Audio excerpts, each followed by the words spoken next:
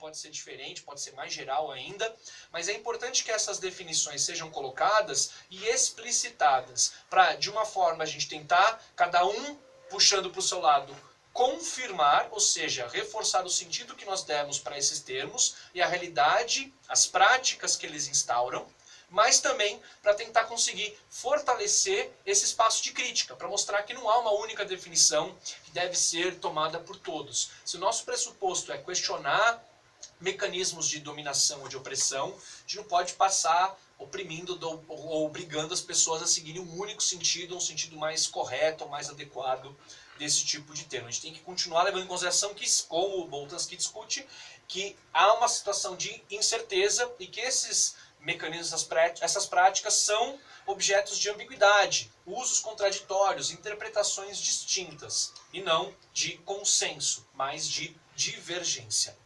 Para fechar, o Boltanski então vai tentar lembrar aquela distinção importante da crítica cotidiana e da metacrítica, o que ele chama da crítica com C minúsculo e a crítica com C maiúsculo.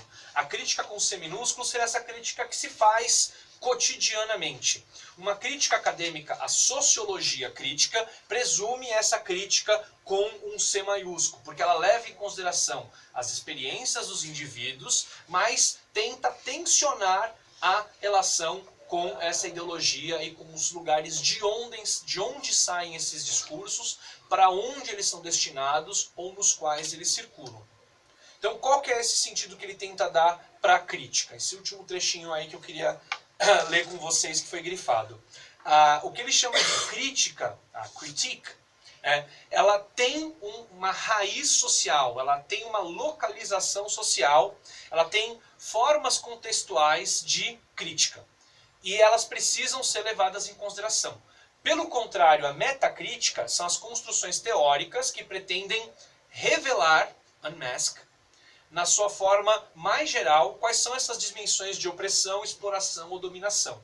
Então, se ele tenta se reaproximar e destacar aquele mecanismo que a gente já tinha visto na Vera, de a crítica, metacrítica, precisa levar em consideração esses mecanismos, tem que revelar algo, tentar mostrar esse sentido, nós não podemos ignorar os outros sentidos meta que aparecem nesse texto, quando ele discute a metapragmática e a metalinguagem, de que é também essa forma de crítica que é alvo de crítica. São os mecanismos que se colocam aí em crise, que precisam ter os seus critérios bem elaborados e que podem ser questionados. Eles não precisam ser somente confirmados ou criticados. Esse espaço de ambiguidade ou de contradição entre eles é bastante fértil. Aí que eu acredito que nós, naquele artigo que nós já tínhamos discutido inicialmente, nos aproximamos da visão do Boltanski e também da Vera no artigo da Matrizes, porque nós estamos reconhecendo que,